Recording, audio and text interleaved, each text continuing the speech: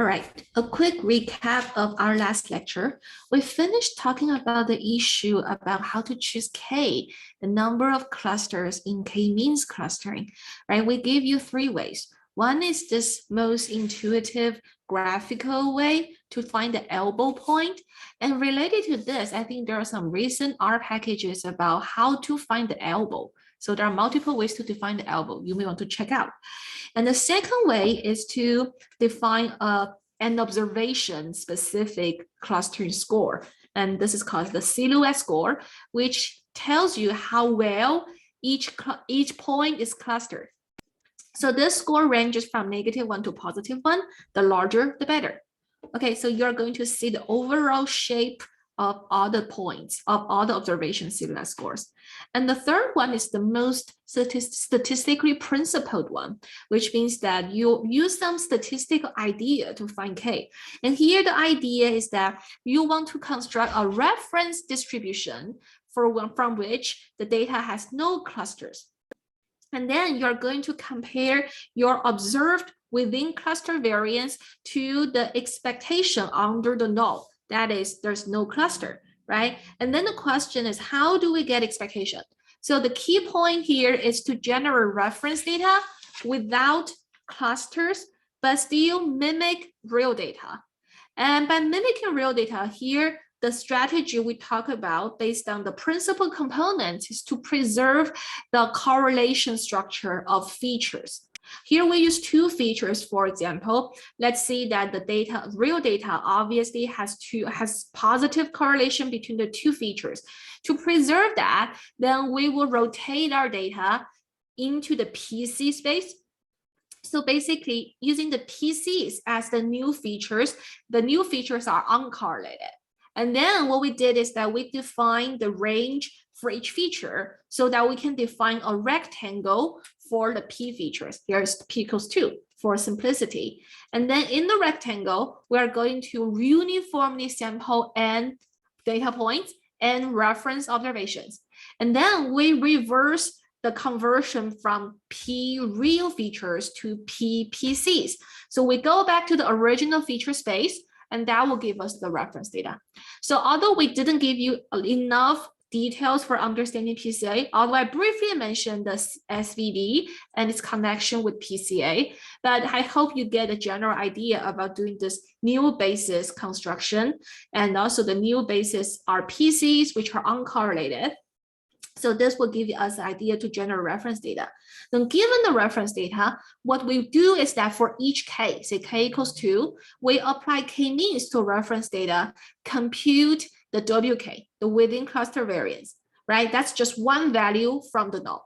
And then we want to get expectation of that null. We will do repeated sampling from using this approach. So let's say we get capital B number of reference data sets, and then we will apply the K-means clustering with the pre-specified K. So we can have capital B WK values from the null. And that average would be the expectation under the null. And then we can calculate the gap statistic. So the idea is that we want to find the biggest gap between the observed WK from real data and the expected WK from the reference data.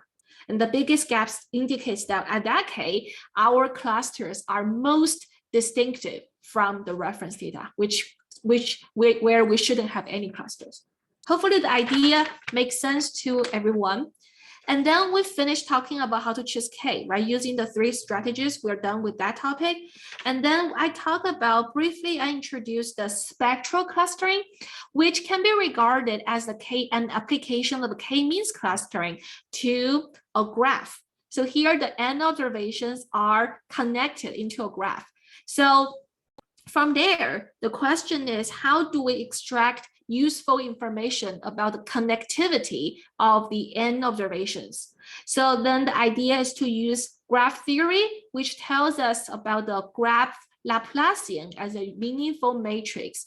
So given the graph Laplacian, we do eigenvalue decomposition and take its informative eigenvectors, and we apply K-means clustering to find the clusters. So basically the last step of spectral clustering is K-means. And then I talk about this. Oh, and I said that for data for which I would say the clusters are not sphere-like or bowl-like, which means that you are not trying to define clusters simply based on Euclidean distance. Like in this case, like one cluster looks like a curve instead of like a cloud, a point.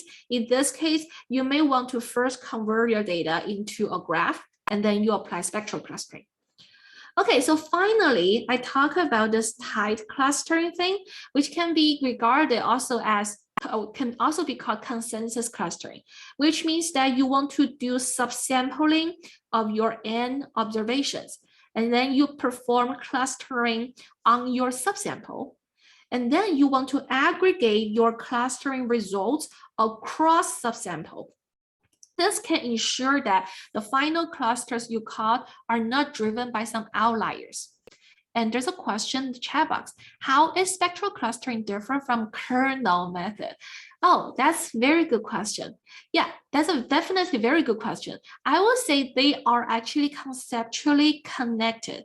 So like a kernel method, right? A kernel can define some sort of similarity between two observations.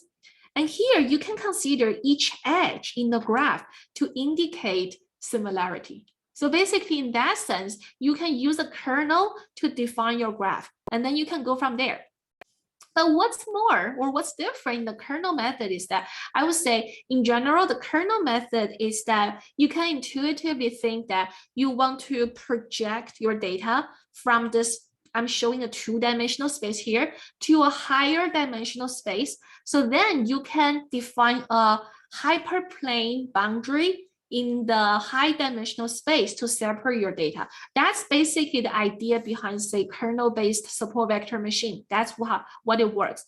And so I would say related to that, then the question becomes, if you define a linear boundary in the higher dimensional space using kernel method, how that is related to here when we go from the graph Laplacian and do the spectral clustering. I would say intuitively there are some connections, but I would say probably the kernel method is more general because you can choose many different kernels. Right, but I think how to choose the proper kernel itself is a question, because a lot of people will use Gaussian kernel, or some people call that RPF kernel, right? RBF kernel, yeah, that radial basis kernel. So that one is the most commonly used one, but there are other possible kernels. So yeah, I would still, for me, I think that's an open question. Like, how do you really, which one is really preferable under which case? Sometimes you may want to have more options so you can choose, you have more freedom to choose, but a lot of times having more options will also confuse yourself. So that's always a trade-off. So it's kind of like whether a complicated model is usually or is always preferred over a simple model, like at the issue I mentioned in the beginning. I mean, that's case by case. Yeah, but that's a very good question. So Aditya, if you want to look into this, I'll be very interested in knowing your answer. Okay, so tight clustering. Yeah, get back to this. So this idea is actually very common in machine learning, not just this unsupervised learning problem, but also in supervised learning.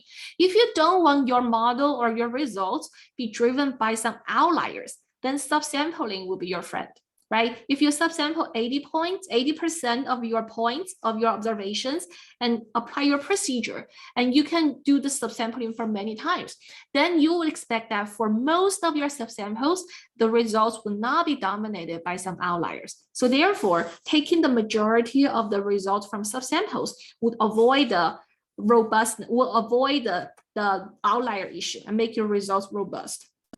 So last time we said that, let's say for each subsample, you apply k-means, you'll obtain k clusters. And from those k clusters, you would know if observations I and j are in one cluster or in a different cluster, if I and j are both subsampled, right? So therefore, you can get this aggregation called co-membership matrix between every observation I and observation j.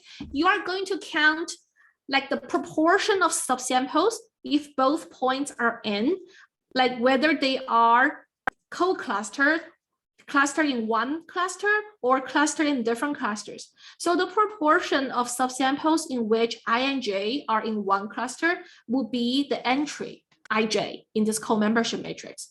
Then the last question we didn't resolve is, given, let's say, this co-membership matrix and every entry is between 0 and 1, 1 being always clustered together across subsamples, 0 means never co-clustered together. So how do we go from here to our final clustering? So this will be a technique we'll introduce you today, hierarchical clustering. So maybe we can say this is the second major clustering method algorithm, I should say algorithm, we will introduce here. The first one is the k-means clustering. Hierarchical clustering, unlike k-means is like a top-down method. You start from n observations, you find a partition of k clusters. This one is bottom-up. So people call this agglomerative clustering, or like I said, it's a bottom-up method. So you start from, say, n observations. Let me just say this. You start from n observations, and then you merge them gradually, and finally, you will get one big cluster, which includes all the observations. So it's like this direction. While the k-means is top-down, you start with k observations. You are not doing merging, but you try to just partition them together. Okay, so for the hierarchical cluster, let me first introduce the algorithm, then we will give you the insights. So the nice thing about this is that you don't need to pre-specify k. So the algorithm doesn't depend on k.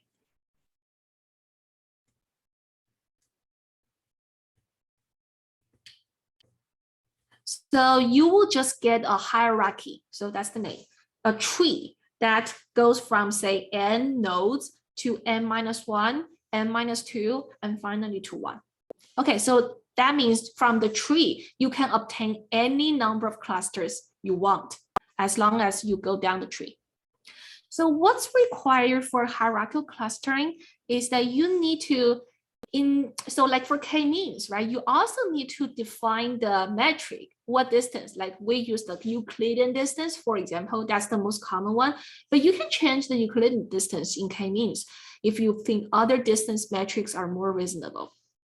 For hierarchical clustering, we also need a distance metric. So the first one you need is a distance metric between two observations. You need that, just as what you need for k-means. But moreover, you also need one more thing, that is how to define the distance between two clusters, because you are going to merge small clusters into a big one. So you need to define this distance between two clusters. So let's say that we already have this distance metric between two observations. We denote that by dij. Okay, so let's define this to be the distance between observation I and observation j. Okay, let's say we know how to define their distance. Then how would you define the distance between two clusters? Let's say clusters A and C. Each is a set of observations. So for the second distance between clusters, we will have three options. The first one is called single linkage. Okay, I'll just write this in short as SL. So the single linkage distance between two clusters, let me say A and C, is defined as the minimum distance between a point in A and the point in C. So I can be any observation in A, J can be any observation in C, and among all the possible I and J's, I take the minimum based on the distance. That's the single linkage. So in other words, between clusters A and C, if most of their points are far away, but as long as you can find one pair of points that are close, then the single linkage distance can be small. So the opposite of single linkage is called complete linkage. So that's the second option. Complete linkage, short as CL. So by opposite, now you can see, right? Here we have minimum, then the complete will be maximum.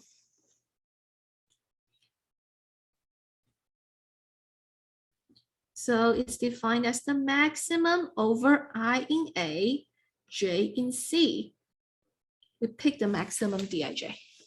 So therefore, if this one says that if two clusters have a small complete linkage distance, it means that all the pairwise distances between the two clusters are small, right? That's the maximum.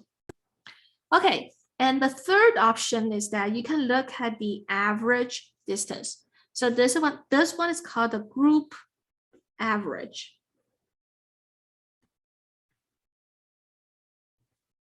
So you just take all pairwise distances between observations in A and in C. Let's just say we let any I in A, any J in C, we calculate their distance, and then we take their average. So then you see the size you would divide here would be the size of A times the size of C. These are all the pairs. Okay, so based on this, then we can define the distance between two clusters. So now let's do a quick example to demonstrate how we could do hierarchical clustering in practice. It's just a practice problem. So let's say that our data points are in 2 dimensions, dimension 1, dimension 2, which means that we have only 2 features. Every observation is encoded in 2 features. So then let's say that we call them x1, x2, x3, x4, and x5. Okay, we have those 5 observations, and we know their pairwise distances. So x1 and x2 have a distance of 1, and x2 and x3 have a distance of 4. X3 and X4 have a distance of 2. And furthermore, let's say that X1, X5 has a distance of 5. X2, X5 has a distance of 5.5. And this is, let me call it 6. And the last one, let's say 7. Okay, so these distances are just what we have, the informations we have for those pairwise data point, their pairwise distances. And now let's start trying to merge observations into clusters. And so a hierarchy will look like this. So we would have our points in the x-axis, and the y-axis will be the distance at which the data points or clusters are merged. So among the 5 points, let's first pick which 2 are closest to each other. Once we found them, then we will merge them. So based on this illustration, x1, x2 are closest. Their distance is only 1, the shortest pairwise distance. So let's just put x1 here, x2 here, each represented by a node, and we will merge them at distance 1. Okay, so they are merged into one cluster at distance 1. Now they are one cluster, okay? And let's say we are doing this at single linkage. So single linkage hierarchical cluster. So with x1, x2 being one cluster, then they should be compared to x5, x4, and let me see, x3, x4, x5, and see what distance they have. So this cluster to x3 by single linkage, that's the minimum distance. So it should be 4, right? Between x4, x2, and x3, that's 4. And this one to x5, take the minimum, it's 5. And this one takes to x4, it's actually far away than 4. So the minimum distance is actually between x2 and x3, that's 4. But we should also look at other combinations, like between x3, x4, the distance is 2. So 2 is less than 4. And x3, x5, 6. x4, x5, 7. So the closest two would be x3, x4. All right, so they should be combined at the distance 2. Okay, so we mark it as 2. So with those two combined, let me just scroll this up. With those two combined, then we only have 3 points. X1, x2 is 1, x3, x4 another cluster, and we have x5. So we are going to compare the pairwise distances between these two clusters and x5. So between the first two clusters, we can see that their shortest distance is 4. That's by the single linkage. And between this cluster and x5, the distance is 5. Between this cluster and x5, the distance is 6. So then the closest one would be cluster 1 and cluster 2, whose single linkage distance is 4. And we're going to combine them. Okay, so we combine them and we will mark this distance as 4. All right.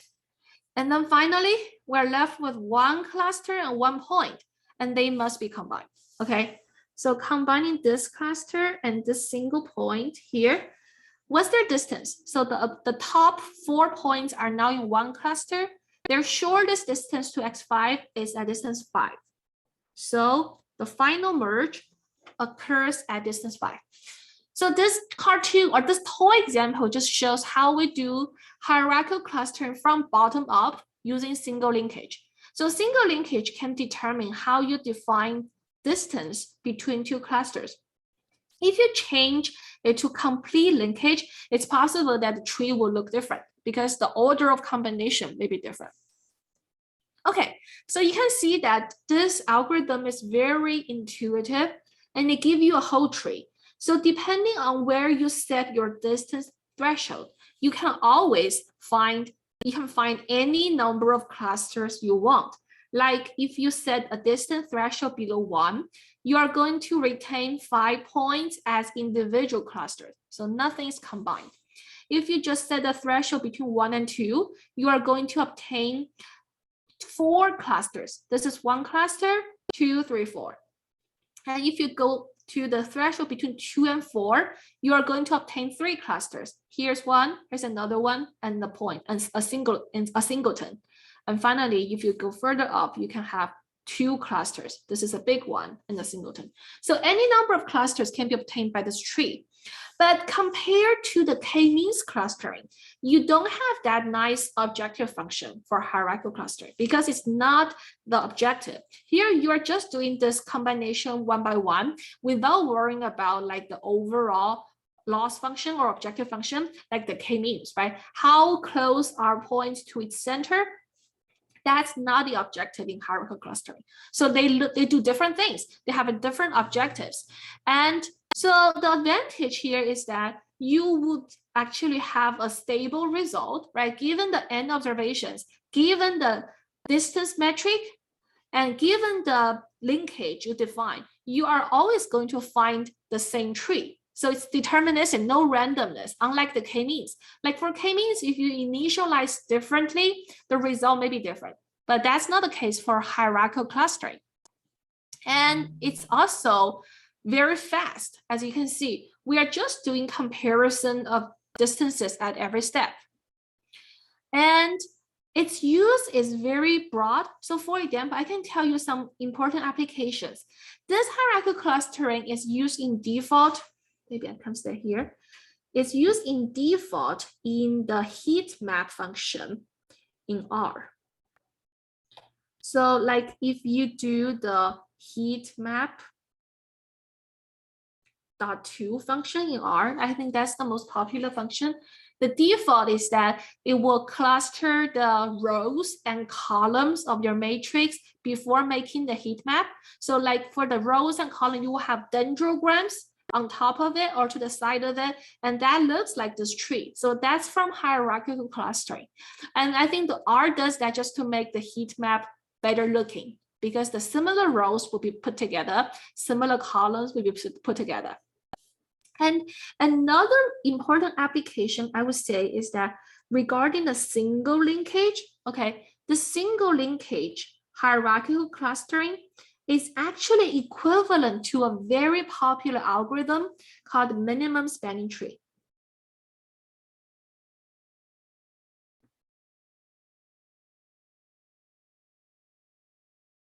Okay, so minimum spanning tree is an algorithm that can help you simplify a graph. So what it means is that given you have n observations connected by edges, and let's say here equivalent to what we have here, each edge represents your similarity, a similarity between 2 points. And you can regard the similarity as the reverse of the distance. Like the larger the distance, the smaller the similarity. Now let's say we can convert the distance to similarity, and we connect n observations into a graph, and the graph edges indicate similarities. So given such a graph, the minimum spanning tree try to resolve this problem, right? Try to resolve this issue that if you want to connect all the points, okay, so you have a connected path through other points, how can you minimize the sum of edge weights? So let's say try to connect every point and you take the sum of the path. So, and each path is indicated by weight, right? How can you minimize the total weight? That's the problem the minimum spanning tree try to resolve. And we can show that if we just use the single linkage, that's the best way to connect all points. So there's an interesting equivalence there. So basically you can see given a tree, we can walk from any observation to any other observation. So everything is connected. And single linkage can make sure that you need the minimum number of connections. So I think there was a classical paper, if you search the keywords minimum spanning tree and hierarchical cluster and single linkage, you can find that paper that talks about this equivalence, which is something good to know. Okay, and finally, I want to say about this complete linkage. Complete linkage can give us a very useful information. So for single linkage, right? Let me say this. Let's say that for single linkage, if I threshold I threshold the distance at 3. Then single linkage only means that, for things that are connected at this thresholding, I can only say that the minimum distance, maybe a threshold at 4. Let me say this. Threshold 4, then I can only say that the minimum distance between here and here is 4. Like I can only say there exists a pair whose distance is below 4. But I cannot say that x1 and x3's distance is under 4. I don't know. Or I cannot say x1, x4's distance is below 4. I only know there must be one pair whose distance is below 4. That's for single linkage. But for complete linkage, I can say that at complete linkage 4, then every pair of observations must have distance below 4. So that gives me an absolute threshold by the construction, because otherwise I wouldn't connect the 2 clusters, right?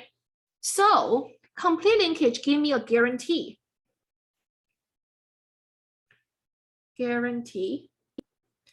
about the pairwise distances, about the upper bound of pairwise distances. Okay, now you can see the connection to the consensus clustering here. Because for the consensus clustering, let's see that I only want to put observations that have co-membership frequencies above 0.9 into one final cluster. If that's what you want, then you can define the distance as 1 minus the co-membership frequency. Okay, so what I mean is that if you want to have, say, co-membership frequency greater or equal than 0.9, if that's your tight clustering or consensus clustering criterion, then this is equal. You can encode this to be like the distance, if you define it to be 1 minus the frequency, okay? because frequency indicates similarity. So 1 minus frequency can be regarded as a distance. This is equivalent to say that the distance is less or equal than 0.1. Okay, and then what you can do is that you just use this distance matrix. So you can just do hierarchical clustering with complete linkage on the distance matrix. The distance matrix will be 1 minus the co-membership frequency matrix. And then once you have the hierarchy, you threshold at 0.1. And then any clusters you'll have from that would have all points within the cluster with distances under 0.1. So then the clusters will be your final clusters. So that's why hierarchical clustering is very useful for cases like this. So it can give you some guarantee on pairwise distances within each cluster if you use complete linkage. Does that make sense?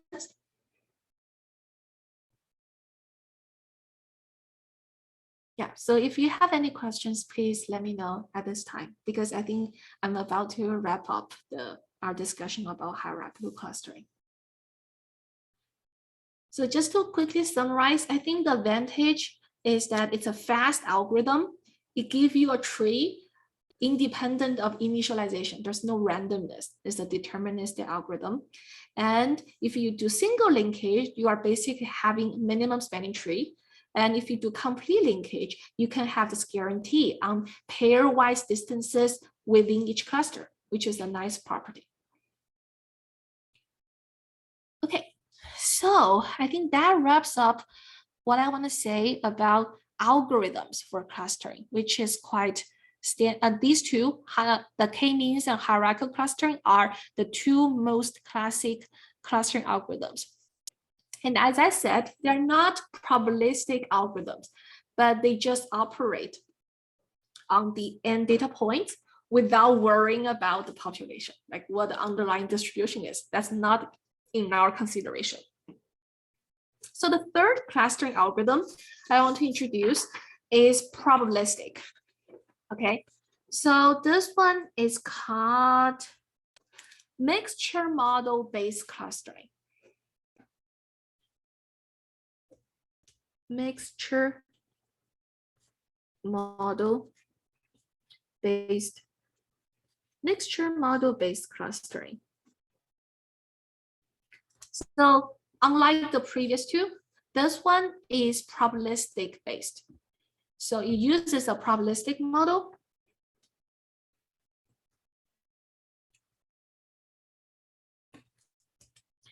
So what this one does is that we assume our n observations are from some mixture model. By a mixture model, we mean that the mixture has several, the population has several components, and each component is a common distribution.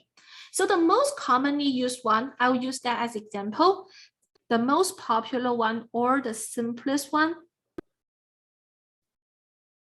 is called Gaussian mixture model.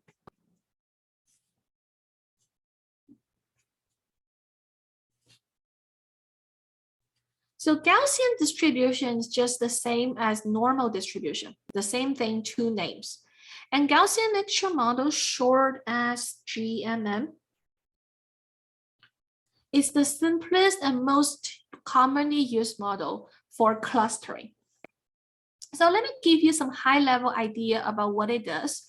So for every observation I, so let's say for observation I, okay, we denote it as the xi, right? That's a p-dimensional vector, which means that for this observation, we know its values in the p features. That's our observation. But we also assume that there's a hidden label, hidden cluster label of this observation I. and we denote that as zi. Okay, so for this label, we assume that it can take one of the k values to indicate which cluster this observation is from. And as I said, we are interested in the population structure, right? We are assuming it comes from some model, some distribution. So by Gaussian mixture model, we are saying that this observation, xi, conditioning on its label zi, let's say zi takes a value k, for example, this will come from a normal Gaussian distribution. So here I'm making it multivariate because we are dealing with p features. So I call this NP, meaning that it's a p-dimensional Gaussian distribution. And for this p-dimensional Gaussian distribution, we are going to denote its mean vector as mu k. So subscript k is for the cluster k. And a covariance matrix, which is p by p, as sigma k. So I will say mu k is p-dimensional, and the sigma k is actually the covariance matrix is p by p. P by P covariance matrix, which must be positive definite. So with this, we are going, and also K here, go from 1 to capital K. So in other words, this says that the conditional distribution of the feature vector given cluster label is always a Gaussian. And we have K different Gaussians, one per mixture component. So this is the generative model. This is the model we assume for data.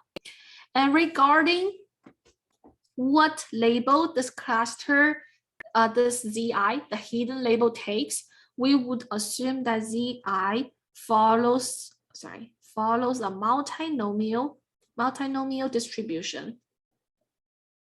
Okay, we just draw ones from this multinomial distribution with parameter P1 to Pk. So these are the proportion of each cluster. So in other words, here, where P sub k is the probability that Zi takes cluster label k. And by the nature of multinomial distribution, we must have all the probabilities, cluster probabilities sum up to 1. Okay, this is the requirement. Otherwise, it's not a valid multinomial distribution. So people say that for such k-dimensional proportions, P1 to Pk, people say that they lie in a simplex. So simplex means that there's a constraint that they sum up to 1. So which is the constraint we have here. Okay, this is the general setup for this Gaussian mixture model. Then what we aim to do is we want to first try to estimate those parameters. So the goal is to, there are several goals, I should say. The first goal is parameter estimation.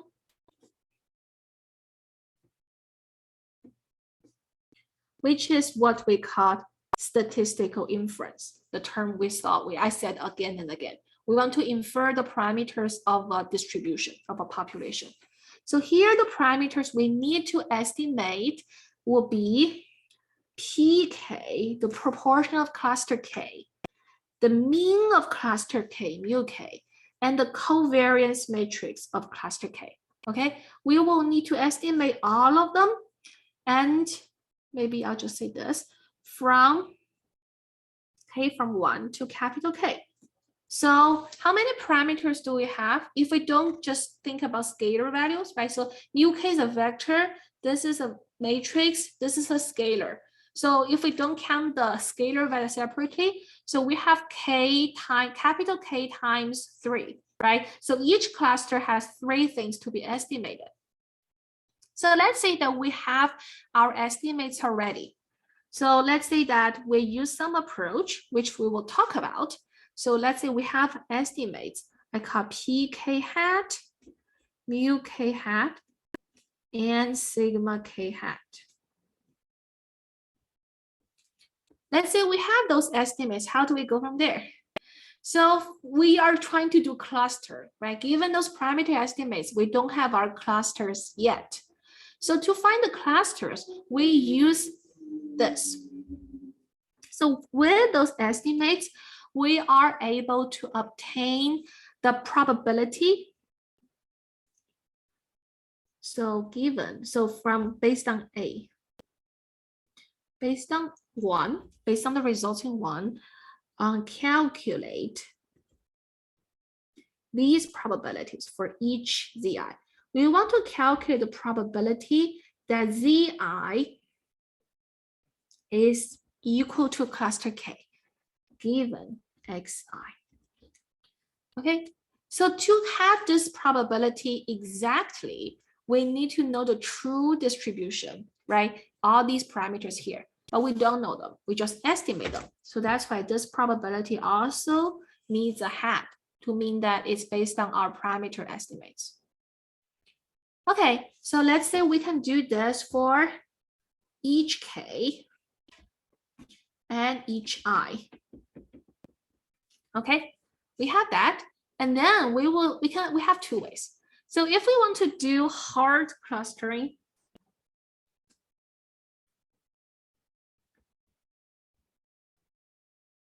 if we want to do hard clustering, we would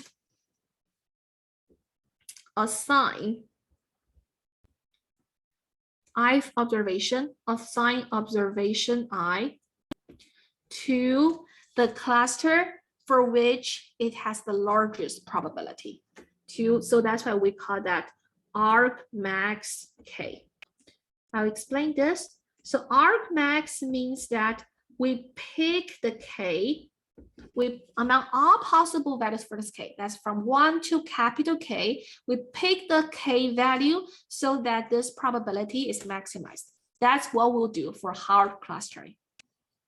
Okay, if you don't want to do that, then we're done. If you are okay with soft clustering, which means that a point and observation can belong to multiple clusters with different probabilities, you just use this. So then if you want to do soft clustering, we just say that observation I belongs to cluster K with probability this P hat.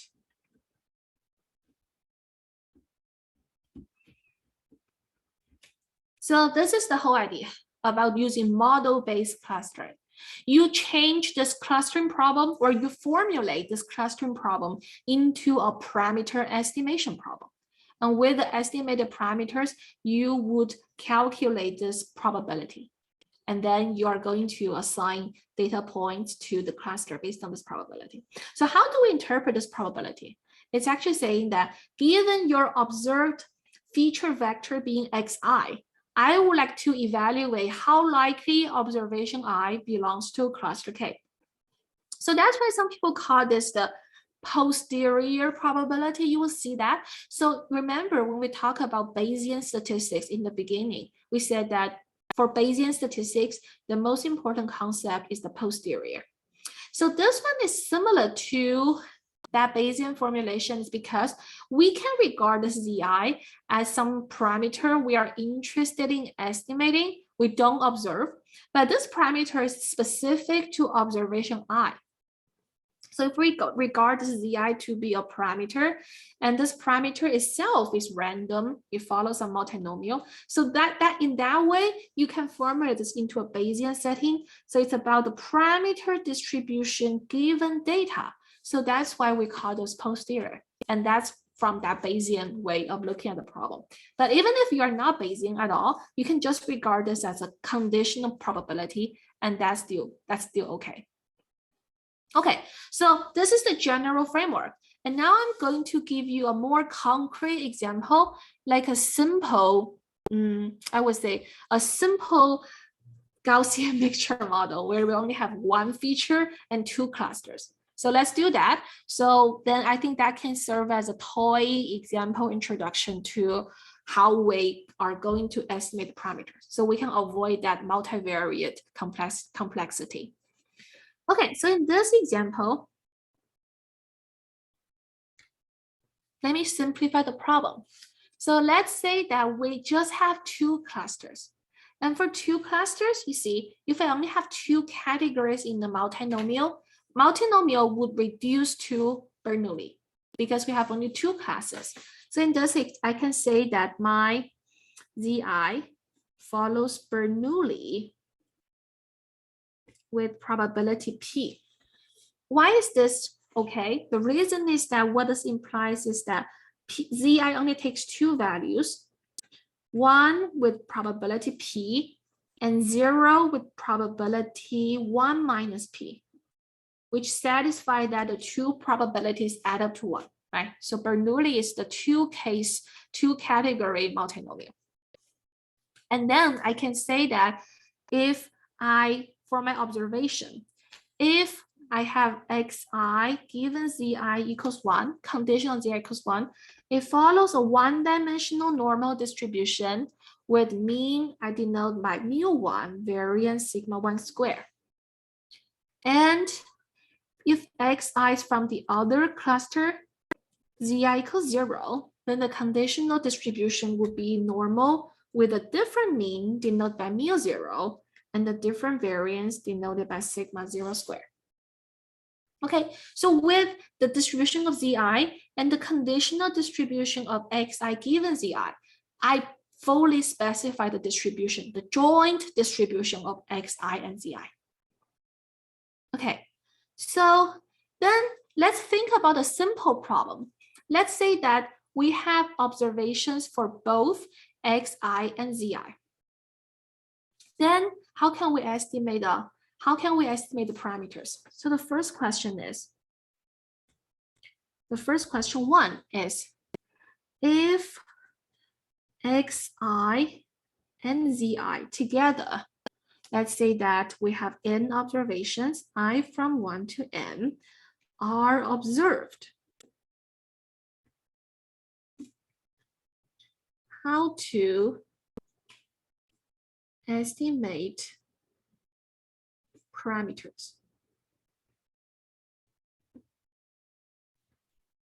So this is a simple case, right? We assume we know the cluster labels already, although we don't in practice. Otherwise, we wouldn't need to do clustering. But let's start from the simple case. How do we do this? So here I'm going to introduce this important concept called maximum likelihood estimation. So given we have this probabilistic model specified for our data, we can write down the likelihood of parameters given our data, and then we try to maximize the likelihood. So let's say that here, the likelihood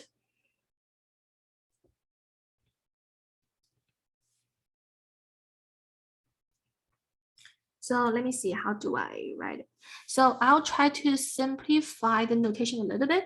So let's denote the parameter we need to estimate by a theta vector. So if I put P is the parameter, mu1 sigma 1 square, mu0 sigma 0 square. So these 5 parameters into one vector called theta vector. That's the parameter vector I want to estimate. So then the likelihood is, we often denote the likelihood by this big L, a function of this theta parameter. And likelihood is defined as the joint density of my data given this theta. So basically, I can define this as the density function.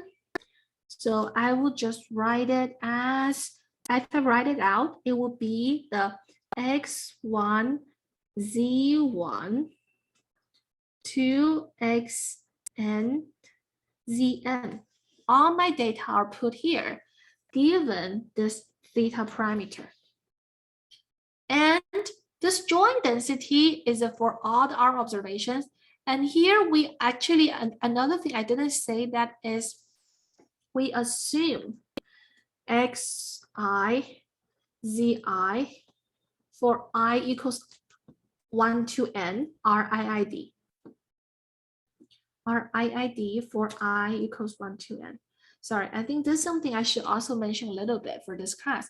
IID means that independent and identically distributed, which means that each xizi is independently drawn from one distribution, which is specified by here.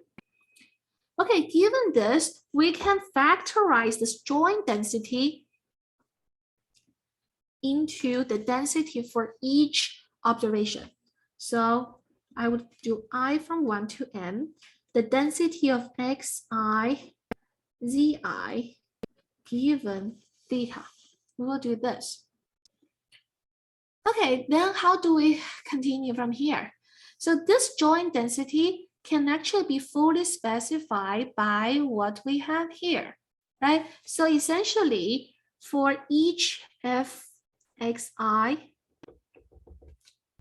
di, I can write it as a sum conditioning on zi. So basically it will be like the density of xi given zi equals 1, okay? And also, of course, the parameter theta, this is the conditional density of xi given zi, times the probability that zi takes value 1 given theta. Okay, that's the first case. And I can also do, so actually I should say, I should say this. So this is it. I shouldn't say equals 1. Yeah, the probability of zi, that's it. So it's just that this joint density is factorized into this conditional density times the distribution of zi. Okay, I'm just doing that using that probability fact. Okay, this is the density function, and this gives me the likelihood. And then what's left here is to do this. So one more step, I want to fully specify this out, is that if I consider the form I have, okay, it's the normal density for the conditional one, and for the zi distribution, it's just Bernoulli. So then how do I write this out will actually depend on the value of zi. So that's what I wanted to write just now. So if zi is equal to 1, let's see what happens. If zi equal to 1, then the density will be based on this normal distribution with mean mu1, variance sigma 1 squared. So then that density, I'll just write it out directly, will be equal to 1 over root 2 pi sigma exponential to the power 2 sigma 1 squared xi minus mu1 squared. That will be the density. And then zi is equal to 1. That probability is P from the Bernoulli. That's the case. So which says that we would take the above will be equal to this density if zi is equal to 1. So that's why I can put zi as the power here, right? It means that, okay, zi is equal to 1. I'm taking this. What if zi is equal to 0? Then I will have another expression, and I put 1 minus zi here. Okay, and when zi is equal to 0, I'm going to take the density from the normal with mean mu0, variance sigma 0 squared. So this will be 1 over root 2 pi, and sorry, I forgot this sigma 1, sigma 0 times exponential to the negative 2 sigma 0 square here, xi minus mu0 square. And here the probability is that z takes value 0, and that probability is 1 minus p. Okay, so you can see that by writing this in this way, I'm fully specified the density. So given zi is 1, I'm taking this term. Given zi is 0, I'm taking this term. So these two terms, only one of them would appear, not both. So that's why I can fully specify the density using this way. All right, so this is our likelihood. And then you can see how we can simplify it. So how do we find the goal is to maximize this likelihood by finding the value of P, mu1, sigma 1 squared, mu0, sigma 0 squared, so that this whole function is maximized. That becomes an optimization problem. And to find the MLE, a maximum likelihood estimation, the common way is to take the log of the likelihood first. The reason is that here we have a summation, we have a product over our observations, right? I from 1 to n. We also have those power here, which actually make it more difficult to deal with. But if we take the log, then the power will go down, come down, and the product will become a sum. So everything becomes easier. So that's why taking the log of the likelihood is standard practice. The log likelihood is we change L to small l, and we just take the log. So you see, if I do that, then the sum will be a product will become a sum. And inside the sum, if I take the log, you see what happens is that Zi will come down. Okay. And I would have this whole thing. All right. So inside the log, it will be first, it will be the log of this term. So I will just write minus log root 2 pi sigma 1 as the first term. And the second term will be out of exponential, minus xi minus mu 1. Okay. And finally, plus log p. This is what I have for my first term. And the second term will be written down similarly. I'll just directly write it. 1 minus Zi times minus log root 2 pi sigma 0 minus xi minus mu 0 squared to sigma 0 squared plus log 1 minus p. Okay, that's it. This is the log likelihood. Now you see the terms we're going to deal with, well, it's much simpler. And then what we are going to do is that we are going to take the partial derivative of this log likelihood against each parameter, against p, against sigma 1 square, against mu 1, against sigma 0 square, against mu 0. And we will find the solution. Setting those partial derivatives to 0, we're going to find the maximizer for the log likelihood. And also because we know this is a convex function, then setting the first partial derivative to 0 will give us the global minimum, global optimum maximizers. Okay, so I'll just directly tell you the answers for this without doing the derivatives ourselves, because this is not really the class for doing these derivatives. But in my other undergraduate class, we will do this. So here I'm going to give you the answer for that.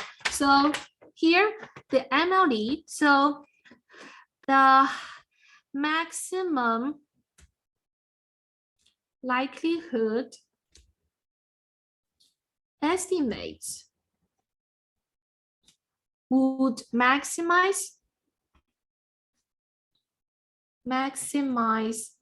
that log likelihood. Okay, by solving this optimization problem, we are going to have p hat.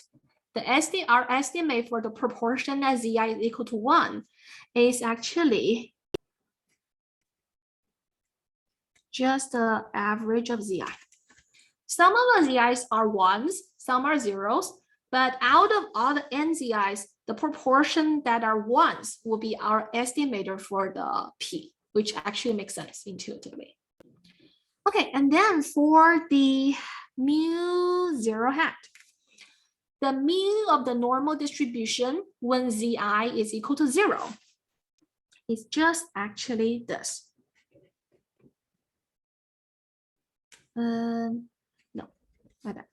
It's actually when we take the f, we take the zxi, that zi is 0 for those.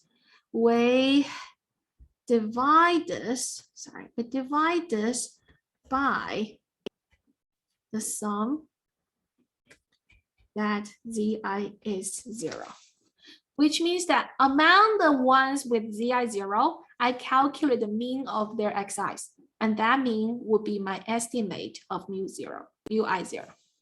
mu 0.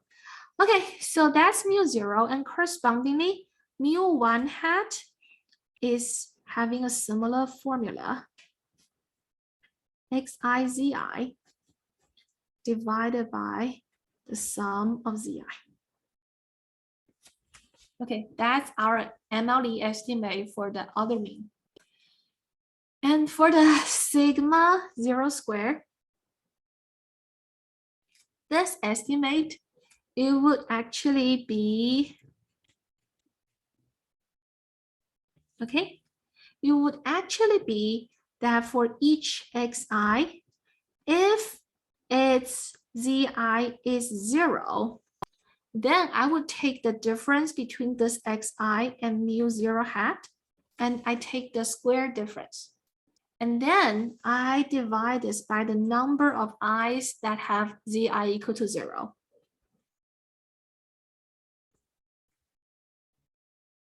In other words, I'm still doing the conditioning on zi being 0.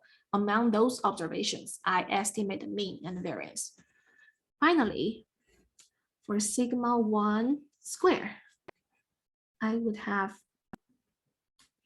xi minus mu 1 hat if the ith observation has zi equal to 1 over the number of observations with zi equal to 1. All right, these are the MLEs. I'm giving you the answers directly without doing the partial derivatives. But if you trust me, you can see that these results are perfectly aligning with our intuition, like how to compute the proportion of ones, how to compute the mean for each component. All right, so you can see that with zi's observed, problem solved.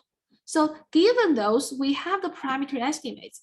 Then finally, how do we compute that probability? How do we obtain the probability zi equal to 1 given xi, right? So for 1 point, how do we decide whether we want to put it into cluster 1 or cluster 0? For this, we're going to use Bayes' rule again. So this is actually written by Bayes' formula or Bayes' rule. It's actually the density of xi given zi. Okay, if I given zi equals to 1, okay, times the probability that zi equals to 1. So this numerator gave me a joint probability of xi and zi equal to 1. And I need to divide this by the marginal density of xi. Okay, this is Bayes' rule. And for the marginal density, I can fully specify it by considering the two options of zi. One is zi equal to 1, the other is zi equal to 0. So I can further write this as fxi zi equal to 1 times probability zi equal to 1. This is the same as our numerator. That's for the zi equals to 1 scenario plus fxi zi equals to 0 times the probability zi equals to 0. Okay, I consider both cases, I add them up, and I obtain the marginal density for fxi. And the numerator will stay as this. Okay, and finally, you can see that this can be fully specified by our parameters. So I'll just write the numerator first. So the numerator, this density, as we know from the normal distribution, that's just sigma 1 xi minus mu 1 squared. That's the density, conditional density of xi given zi equals to 1. And this zi equal to 1 is p. Okay, for the denominator, I'm just going to copy the numerator as the first term.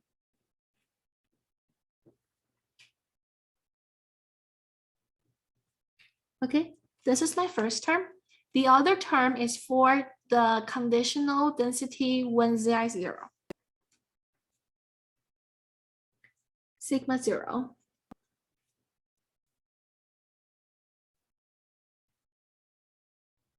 okay, times 1 minus p. That's the probability for zi equals to 0. So then you can see that this probability is totally computable if we know those parameters. And with our MLE estimates for those parameters, we just put in those estimates, and that will give us the estimated probability. So we just put in p hat, mu 0 hat, mu 1 hat, sigma 0 hat square, sigma 1 hat square. That will give me my p hat of zi equals to 1 given xi. And based on which I could do soft clustering or hard clustering. If I'm going to do hard clustering, then the threshold will be 0.5. If this is larger than 0.5, I assign observation 1 to cluster 1. Otherwise, I assign it to cluster 0. Okay, so do we have any questions for this? So I just talked about how to estimate those parameters by MLE using, we call this complete data, which means that the labels are actually observed.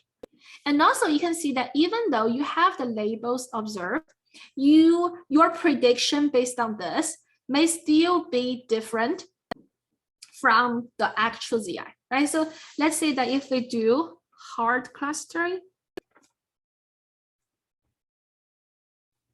okay, what will be that? So we will define zi hat as the indicator function if the estimated p of zi equals to 1 given xi, is greater or equal than 1/2, right?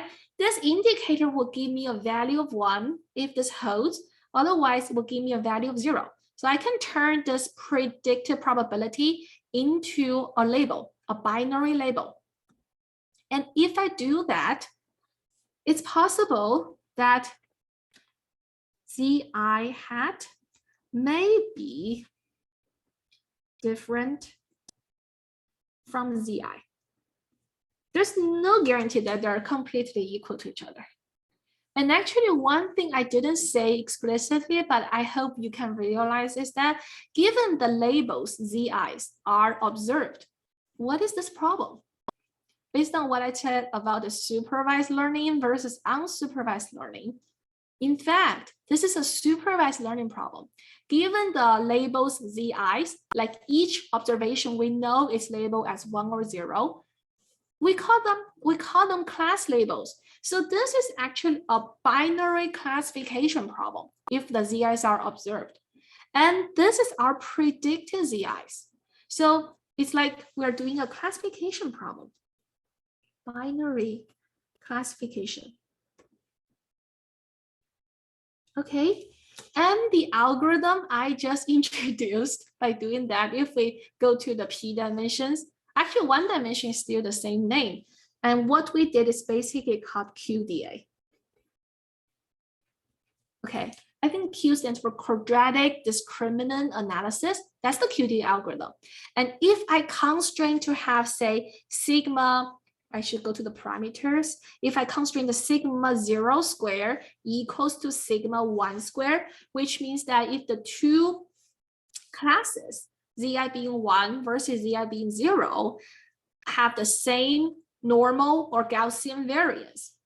So if we add this constraint, sigma 0 square equals sigma 1 square, then the algorithm is called LDA. I think that stands for Linear Discriminant Analysis. I think those names were invented by Fisher many years ago. So that's the classification algorithm, and which is aligned with our discussion. If you know the labels, all right, beyond your feature vector, if you have the label variable, here is a label and it's discrete, so we call it a classification problem. And also another note is that if you have this parameter constraint, you know they have the same variance, then your MLE will be different. So you are going to estimate this common sigma square by pulling all your observations together. Okay, so that's a different thing, and that's a different formula, not the one we write here. Anyway, so I told you that if we have the labels observed, this is a classification problem, and we can use MLE to estimate parameters. Given the parameter estimates, we could compute this estimated probability for the class label being 1 given the feature vector. So this is solved.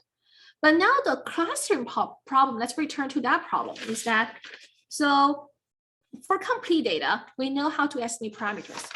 But how do we estimate parameters if zi's are unobserved? Okay, that's our real clustering problem. If z1 to zn are unobserved, how to estimate parameters? Okay, that's the challenging part. And this is called missing data problem.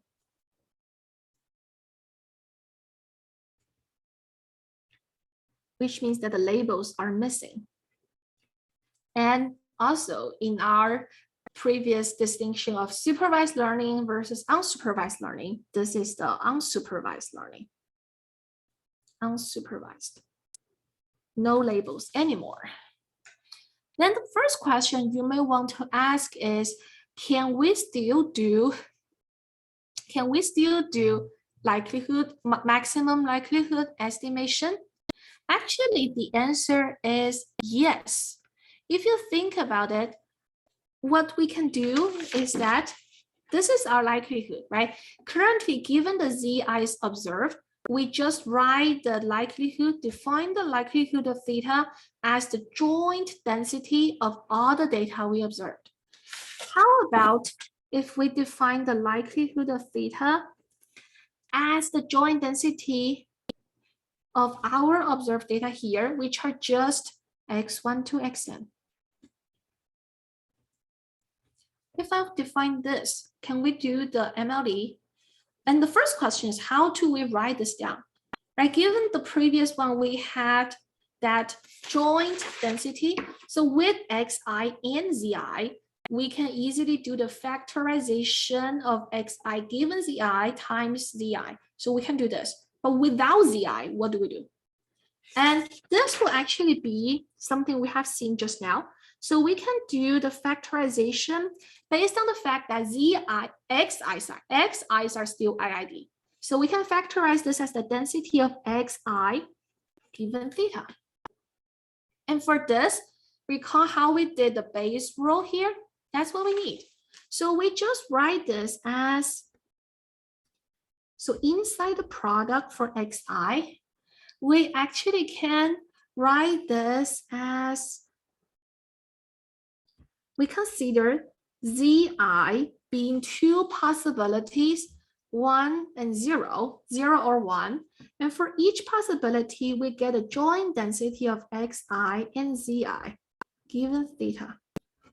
So we can go from here, right? And we can also factorize the joint density. Okay, zi being 1 or 0. We can factorize the joint density as the density of xi given zi and theta times the probability of zi given theta. We could do this. So you see, in theory, we could just write down this likelihood as the joint density of our observed data, and we write this out. So in other words, we try to sum up for all possibilities of z1 to zn. So we are just left with the distribution of x1 to xn. And more specifically, if I go one more step, you can see how complicated the form would be. Okay, if I just write out the two possibilities for zi. So I'll just write a long expression here. For zi equals to 0, we would have the conditional density as this. This is the conditional density of xi given zi equals to 0. Okay, and the probability for zi equals to 0 is 1 minus p. The second case is zi equals to 1.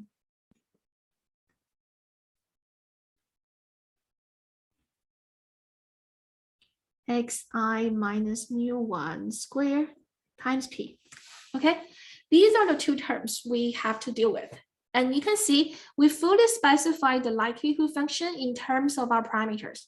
And we are left with optimizing this. But this one is actually much more difficult to optimize because taking the log of this likelihood no longer works. The reason is that by taking the log, even though we can change this product to a sum, but we cannot break this summation. So we are going to have a log of this sum, and that's not simplifiable. So therefore, if we want to find the argmax of this thing, it's difficult to do. It's difficult to find. Okay, because this is not a function easy to optimize. So we now face a complicated optimization problem. So do we have a better strategy, which we will talk about?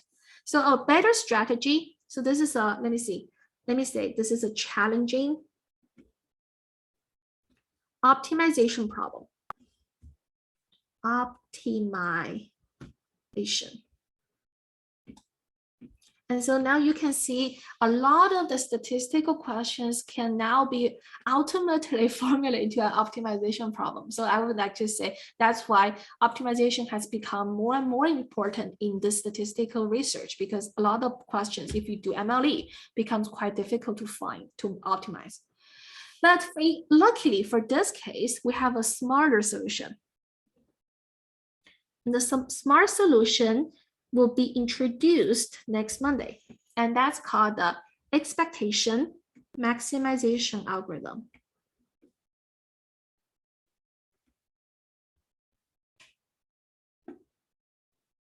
So we're going to change this optimization problem by doing an iterative optimization so that each step is easy to compute, and you just need the iteration to guide you to the solution for the argmax of likelihood. Okay, so next time we're going to talk about the EM algorithm. We'll try to focus on like how it works, why it works, and how do we do the algorithm coding. So once you understand the algorithm, then it should be quite obvious for your, I would say, EM algorithm could be something everybody should be able to do for future research if you are encountering a problem like this, like a missing data problem. All right, so I think we'll stop here, and I'll see you on next Monday. So I think I'll try to check if I can assign you the second homework. Likely, yes. So if so, we will give you 2 weeks to do the second homework. And also, I have collected, I've received many interesting ideas from our students about how to do the final projects. And I think a lot of them are quite interesting. So if you haven't decided yet or haven't formed your groups yet, please start early and try to look at the data, because we may have a lot of questions about the data. And also regarding the data pre-processing, I have to say that single cell is a relatively mature field in terms of pre-processing. So make sure that you check the literature to see the best practice about pre-processing the data. But the easiest start is to follow what this paper did, the paper that we shared with you. Try to follow the strategy of the authors. And if you have you can come up with a better strategy, then that's definitely good. So yeah, try to start early with your project, and we will see some interesting ideas in the final week. Okay, so I'll see you next time. See you next Monday. Bye.